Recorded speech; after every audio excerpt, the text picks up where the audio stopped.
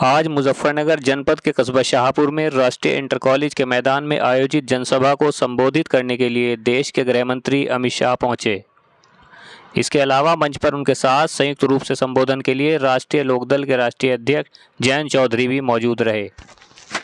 गृह मंत्री अमित शाह ने अपने संबोधन में देश के प्रधानमंत्री नरेंद्र मोदी के नेतृत्व में चल रही सरकार के पिछले 10 वर्षों के कार्यों का बखान किया, जिसमें मुख्य रूप से कश्मीर में धारा 370 हटाने, पाकिस्तान में आतंकवाद के खिलाफ की गई सर्जिकल स्ट्राइक और अयोध्या में राम मंदिर निर्माण कराने की बात कही। अपने भाषण के आखिर में उन्होंने मुजफ्फरनगर लोकसभा से भाजपा प्रत्याशी डॉक्टर संजीव बालियान के लिए जनता से वोट देने की अपील की। गृह मंत्री अमित शाह ने अपने पूरे भाषण में क्या कुछ कहा, आप भी सुनिए। अरे सुनो भाई, मेरे साथ बोलिए, भारत माता की। क्यों भाई, क्या हो गया जाट बेल्ट वालों की आवाज को? मोदी जी को तीसरी बार प्रधानमंत्री बनाना है या नहीं बनाना है? 400 पार करनी है या नहीं करनी है?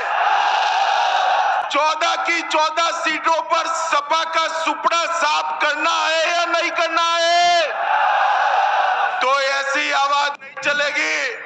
आवाज मेरी बैठ गई है, आपकी कहां बैठी है? मेरे साथ दोनों हाथ उठाइए, सभी लोग अंत तक उठाए हाथ। विजय के विश्वास की मुट्ठी बीजिए और प्रचंड आवाज से बोलिए, भारत माता की, भारत माता की। आज भाई अब ज्यादा बोल नहीं पाएंगे, आवाज बैठ गई, थोड़ा कम बजाना। आज जाट बेल्ट में इतनी बड़ी संख्या में आए हुए भारतीय जनता पार्टी और लोकदल के सभी समर्थक भाइयों बहनों माताओं को प्रणाम कर कर मेरी बात की शुरुआत करता हूं। सबसे पहले मैं इस भूमि पर आया हूं जिस भूमि से चौधरी चरण सिंह ने किसानों के लिए, देश भर के किसानों के लिए अपनी आवाज बुलंद की थी। चौधरी चरण सिंह को स्मरणांजलि देकर मेरी बात की मैं शुरुआत करना चाहता हूं। यहाँ के महान स्वतंत्रता सेनानी सुंदरलाल जी, हरदयाल जी, बिशंबर लाल जी, शांति नारायण जी को भी याद कर कर मेरी बात की शुरुआत करना चाहता हूं। भाइयों और बहनों, ये जो चुनाव है, ये चुनाव मोदी जी को तीसरी बार प्रधानमंत्री बनाने का चुनाव है। मुझे बताओ, मोदी जी को हम तीसरी बार प्रधानमंत्री बनाना चाहते हैं या नहीं चाहते? जोर से बोलो, चाहते हैं या नहीं चाहते? मोदी जी ने गरीबों के उत्थान के लिए, किसानों के उत्थान के लिए ढेर सारे काम किए। मोदी जी ने गुड़ और गन्ने के इस क्षेत्र के अंदर गन्ने के लिए राष्ट्रीय नीति बनाकर ढेर सारे बदलाव किए। भाई और बहनों, आप याद करिए, जब कांग्रेस की सरकार थी, गन्ने की एफआरपी 210 प्रति क्विंटल थी, 210, और आज 340 रुपया प्रति क्विंटल करने का काम मोदी जी ने किया है।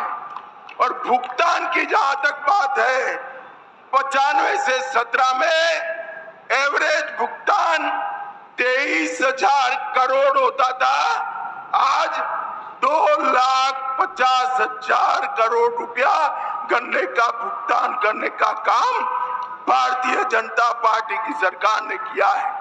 इसके साथ साथ चीनी मिलें बसपा के शासन में 19 चीनी मिलें बंद हुई, अखिलेश के शासन में 10 मिलें बंद हुई और भाजपा के शासन में 20 से अधिक चीनी मिलों को शुरू किया गया और 5 नई चीनी मिलें आज नई बनाने का काम हुआ है।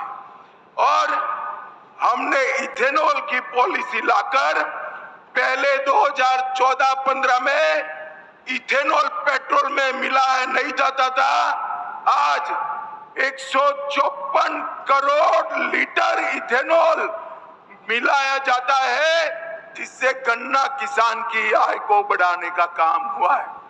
भाई और बहनों, बैठ जाओ भैया, बैठ जाओ, कुछ नहीं है, बैठ जाइए, जरा बैठ जाइए सब लोग। भाई और बहनों, मुझे बताओ, ये कश्मीर जो है हमारा है या नहीं है? जोर से बोलो, कश्मीर हमारा है या नहीं है? धारा 370 हटनी चाहिए थी या नहीं हटनी चाहिए थी? एक कांग्रेस वाले 50-50 साल से धारा 370 को संभाल पर बैठे थे। मोदी जी ने दूसरी बार जब आपने प्रधानमंत्री बनाया, धारा 370 को समाप्त कर कर कश्मीर को भारत के साथ जोड़ने का काम किया।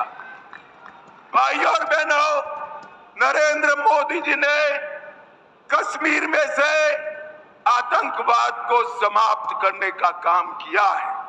सर्जिकल स्ट्राइक और एयर स्ट्राइक कर कर पाकिस्तान के घर में घुसकर आतंकवादियों का सफाया करने का काम नरेंद्र मोदी जी ने किया है। भाई और बहनों, ये जो गठबंधन गठबंधन है, अखिलेश यादव जी की पार्टी, कांग्रेस पार्टी, ये कभी नहीं चाहते थे अयोध्या में राम मंदिर बने। मुझे बताओ, अयोध्या में राम मंदिर बनना चाहिए था या नहीं बनना चाहिए था? जोर से बोलो, बनना चाहिए था या नहीं बनना चाहिए था?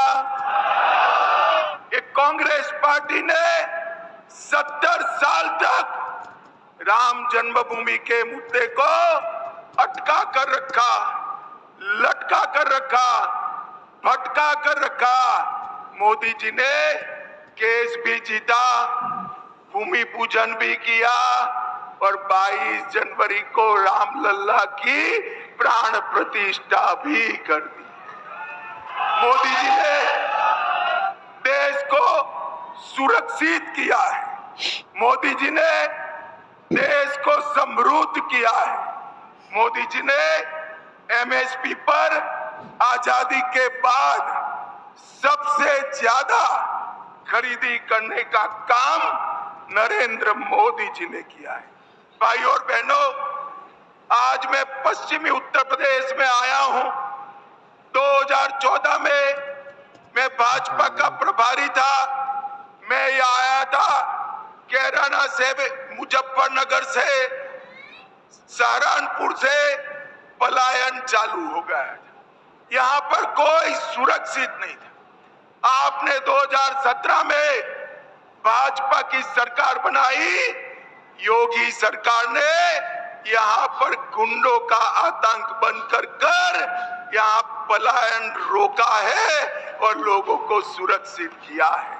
और इसके साथ साथ अब निर्दोष नागरिकों की जगह अब उत्तर प्रदेश से गुंडे पलायन करने लगे हैं। इस प्रकार की स्थिति उत्तर प्रदेश में बनाने का काम भारतीय जनता पार्टी की योगी आदित्यनाथ की सरकार ने किया है।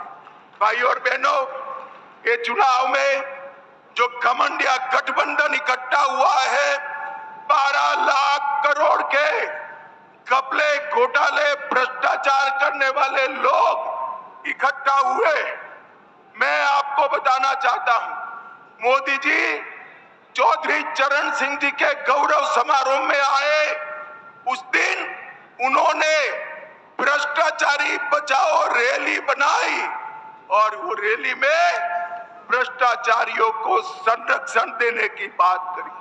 मैं आज इस मंच से समग्र उत्तर प्रदेश की जनता को कहना हूं, 2014 में मोदी जी ने कहा था, जिन्होंने भ्रष्टाचार करा है वो जेल में जाएंगे, और 2024 में भी कह रहे हैं, जिसने भ्रष्टाचार किया है वो जेल की सलाखों के पीछे चले जाएंगे। मुझे बताओ, जिन्होंने 12 लाख करोड़ रुपए का भ्रष्टाचार किया उनको जेल में डालना चाहिए या नहीं डालना चाहिए? जोर से बोलो, डालना चाहिए या नहीं डालना चाहिए? भाई और बहनों, उनका मकसद परिवार के लोगों को मुख्यमंत्री प्रधानमंत्री बनाना है। मोदी जी का मकसद देश के किसान, गरीब, मजबूत, दलित और आदिवासी को मजबूत बनाकर अपने पैर पर खड़ा रहना है। आज मुझे अंत में इतना बताइए, संजीव बालियान को प्रचंड बहुमत से जिताएंगे क्या? अरे जोर से बोलो, जिताएंगे? बालियान आगे आओ आप जरा। संजीव बालियान ने मंत्री रहते हुए पश्चिम उत्तर प्रदेश के लिए बड़ा काम किया है। संजीव बालियान को प्रचंड बहुमत से जिताएंगे? 14 की 14 सीधे मोदी जी की झोली में डालेंगे? मोदी जी को तीसरी बार प्रधानमंत्री बनाएंगे? 400 पार करेंगे? तो मेरे साथ दोनों हाथ उठाइए, उठाइए दोनों हाथ, विजय के विश्वास की मुट्ठी बींचिए और प्रचंड आवाज से बोलिए, भारत माता की, भारत माता की, वंदे वंदे, जय श्री राम, जय जय श्री राम। आप सभी का बहुत बहुत धन्यवाद।